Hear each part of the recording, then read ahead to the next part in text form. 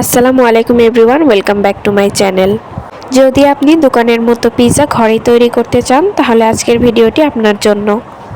অবশ্যই ভিডিওটি না টেনে প্রথম থেকে শেষ পর্যন্ত দেখবেন, কারণ ভিডিওর ভিতরে আমি এমন কিছু টিপস আপনাদের সাথে শেয়ার করেছি যেগুলো সাধারণত কেউ শেয়ার করে না।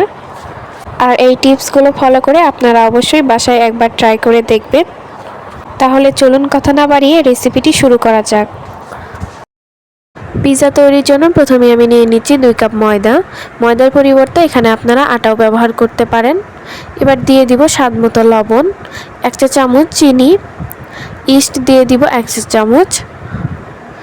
এবার রান্নার রেগুলার তেল দিয়ে দিব 3 টেবিল চামচের মতো। শুকনো উপকরণগুলোকে একসঙ্গে মিশিয়ে নিব। মিশানো হয়ে গেলে অল্প অল্প করে গরম দুধ দিয়ে একটা পারফেক্ট ডো তৈরি করে নিব। আপনারা চাইলে এখানে গরম পানিও ব্যবহার করতে পারেন। পিৎজা তৈরির জন্য কিন্তু পিৎজার ডোটা অবশ্যই পারফেক্ট হতে হবে, তা না হলে কিন্তু পিৎজাটা খেতে একদমই ভালো লাগবে না। আমি অল্প অল্প করে দুধ দিয়ে একটা ডো তৈরি করে নিয়েছি। এবার এটাকে 40 মিনিটের জন্য রেস্টে রেখে দিব। আর এইদিকে আমি চিকেনটা তৈরি করে নিব। এখানে আমি চিকেনগুলোকে এইভাবে কেটে নিয়েছি। এবার এর মধ্যে দিয়ে দেব 1 টেবিল চামচ আদা রসুন বাটা, লবণ দিয়ে দিব স্বাদ মতো, লাল মরিচের গুঁড়ো 1 চা চামচ, ধনিয়ার গুঁড়ো 1/2 চা চামচ, 1 টেবিল চামচের মতো দিয়ে দিব সয়া সস, 1 টেবিল চামচের মতো দিয়ে দিব গোলমরিচের গুঁড়ো। এবার এই সবগুলোকে ভালো করে মিশিয়ে নিব। মিশানো হয়ে গিয়েছে, এবার এটাকে ভেজে নেওয়ার পালা। ভাজার জন্য কড়াইতে 3 টেবিল চামচের মতো তেল দিয়ে দিব। তেলটা গরম হয়ে গেলে এর মধ্যে আমি মাংসগুলো দিয়ে দিব। এবার এই মাংসগুলোকে আমি ভেজে নিব।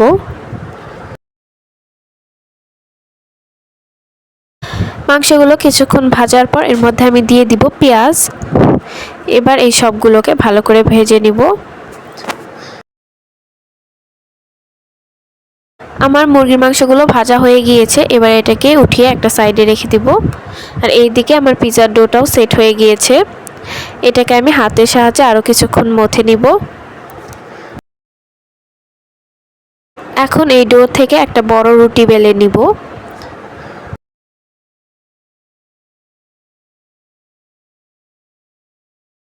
রুটিটা খুব বেশি পাতলাও হবে না, আবার খুব বেশি মোটাও হবে না। আপনারা দেখে নিশ্চয়ই বুঝতেই পারছেন আমি কিভাবে এটা বেলে নিয়েছি। পিৎজাটা সেট করার জন্য আমি একটা স্টিলের প্লেটে তেল ব্রাশ করে নিয়েছি। এবার এর মধ্যে আমি রুটিটা দিয়ে দিব। এখন হাত দিয়ে চেপে চেপে রুটির কর্নারগুলোকে হালকা উঁচু করে দিব। এবার একটা কাঁটা চামচ দিয়ে মাঝখানে আমি কেচে নিব। আর অবশ্যই কিন্তু এইভাবে কাঁটা চামচ দিয়ে কেচে নিতে হবে। এবার এর মধ্যে আমি দিয়ে দিব টমেটো সস, তবে আপনারা চাইলে এখানে পিৎজা সসটাও ব্যবহার করতে পারেন।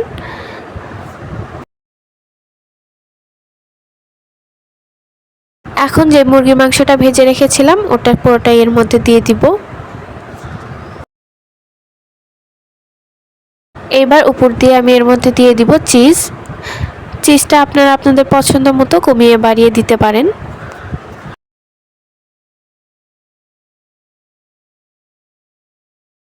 পিৎজাটা আপনারা আপনাদের পছন্দ মতো যে কোনো কিছু দিয়েই সাজিয়ে নিতে পারেন।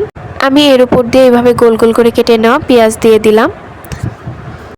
এবার উপর দিয়ে সামান্য চিলি ফ্লেক্স ছিটিয়ে দিব। আমার পিৎজাটা তৈরি হয়ে গিয়েছে, এবার এটাকে বেক করে নেওয়ার পালা। পিৎজাটা তৈরির জন্য আমি একটা হাঁড়ি আগে থেকে গরম করে রেখেছিলাম। এবার এর মধ্যে আমি পিৎজার প্লেটটা দিয়ে দিব।